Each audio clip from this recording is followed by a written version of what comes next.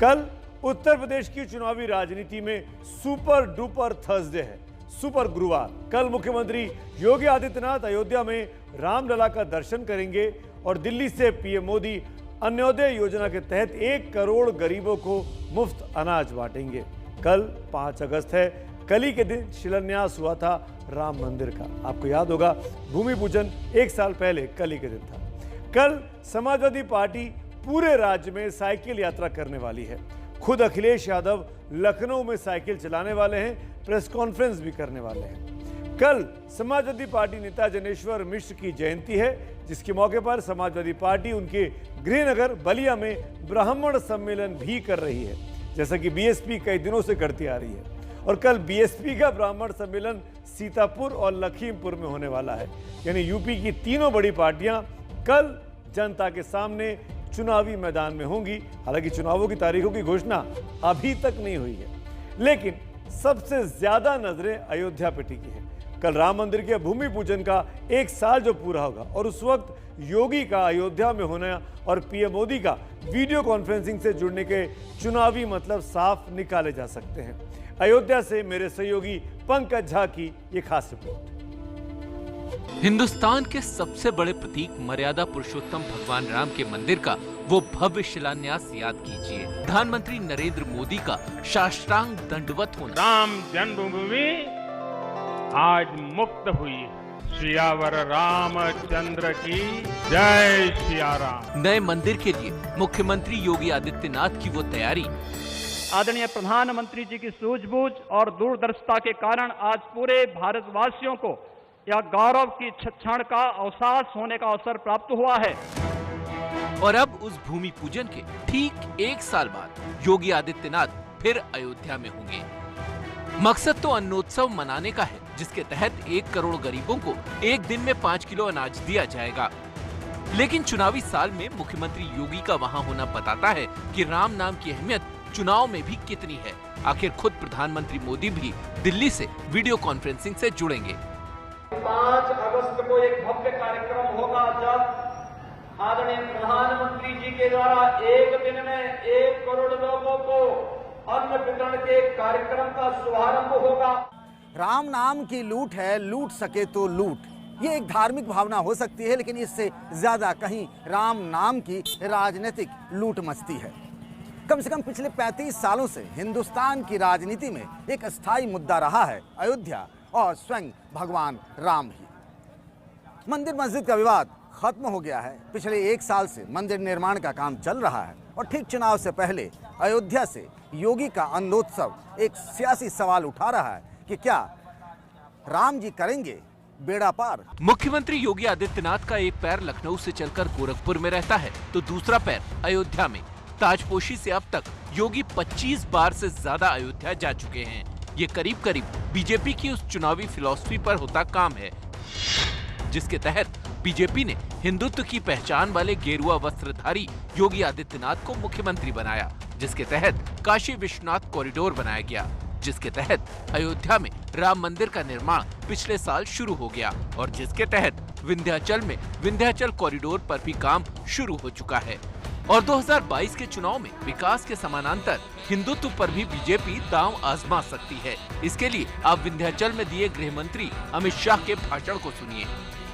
चित्रकूट धाम हो या अयोध्या में भव्य दीपोत्सव महोत्सव, हर परंपरा को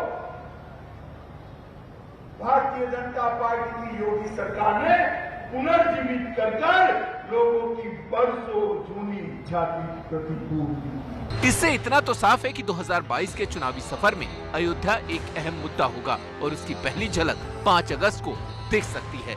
अयोध्या से पंकज झा की रिपोर्ट। कल राम मंदिर के भूमि पूजन का भी सालगिरह है। कल अन्योदय योजना की भी शुरुआत है, यानी राम और रोटी दोनों चीज के नाम पर कल भारतीय जनता पार्टी ये बड़ा कार्यक्रम कर रही है। साफ है चुनाव सर पर आ चुके हैं। राम मंदिर आंदोलन को धार मिली 25 सितंबर 1990 को, जब अयोध्या से राम रथ यात्रा पर तत्कालीन बीजेपी अध्यक्ष लाल कृष्ण आडवाणी निकले थे और यह आंदोलन मुकाम पर पहुंचा 5 अगस्त 2020 को, जब अयोध्या में प्रधानमंत्री मोदी ने मंदिर का भूमि पूजन किया। ये पूरा दौर 10,908 दिनों का रहा और इस दौरान बहुत कुछ बदला है। 1990 में केंद्र में वीपी सिंह की सरकार थी, जिसे बीजेपी बाहर से उस वक्त समर्थन दे रही थी, और आज केंद्र में बीजेपी की बम्पर बहुमत वाली सरकार है। तब लोकसभा में बीजेपी के 85 सांसद थे और आज 303 सांसद लोकसभा में सिर्फ बीजेपी के हैं। तब 3 राज्यों में बीजेपी की सरकार हुआ करती थी, आज देश के 12 राज्यों में बीजेपी की सरकार है। इनमें एनडीए वाले राज्य शामिल नहीं किए हमने जानबूझकर। बीजेपी ने राजनीति के राम नाम को पकड़ रखा है और खास बात यह है कि उसकी खींची लकीर पर ही यूपी में दूसरे दल भी अब चलने को मजबूर हो रहे हैं, चाहे समाजवादी पार्टी हो, बहुजन समाज पार्टी हो या फिर कांग्रेस। सभी अब हिंदुत्व पर चल रहे हैं, जिसको राजनीतिक समीक्षक जो हैं वो कहते हैं कि सॉफ्ट हिंदुत्व के रास्ते पर ये तमाम पार्टियां आ चुकी हैं, क्योंकि बीजेपी ने पूरी टर्फ ही इस तरीके की बिछा कर रख दी है। देखिए पंकज झा की एक और खास रिपोर्ट। क्या भक्ति का प्रसाद वोट के रूप में भी मिल सकता है? ये सवाल इसलिए उठ रहा है, बीजेपी अगर अयोध्या में राम मंदिर, काशी में काशी विश्वनाथ कॉरिडोर और विंध्याचल में विंध्याचल कॉरिडोर बनाने की वाहवाही ले रही है, तो विपक्ष भी अब नरम हिंदुत्व के रास्ते पर बढ़ चला है।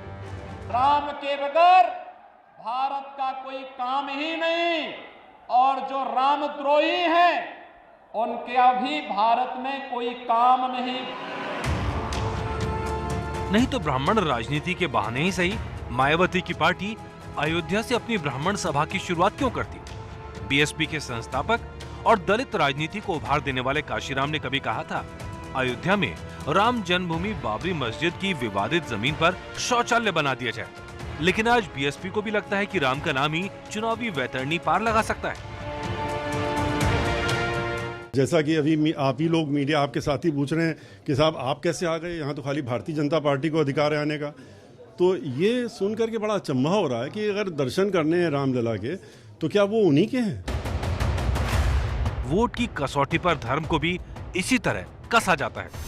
गुरुवार को जब योगी आदित्यनाथ अयोध्या में रामलला का दर्शन कर रहे होंगे, उसी वक्त समाजवादी पार्टी के अध्यक्ष अखिलेश यादव साइकिल पर लखनऊ में वोट यात्रा। लेकिन साइकिल का पहिया भी नरम हिंदुत्व की छाव में चल रहा है।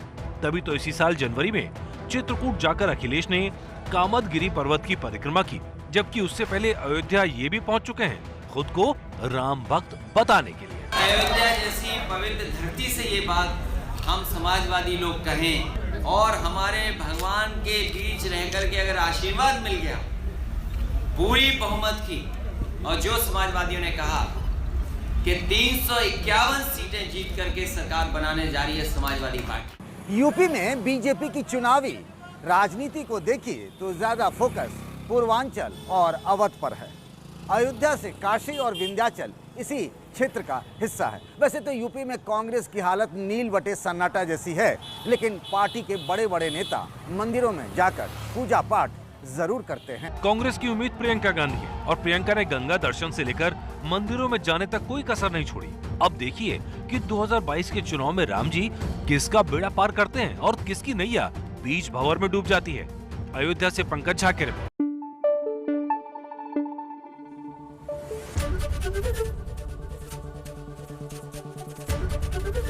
एबीपी न्यूज आपको रखे आगे।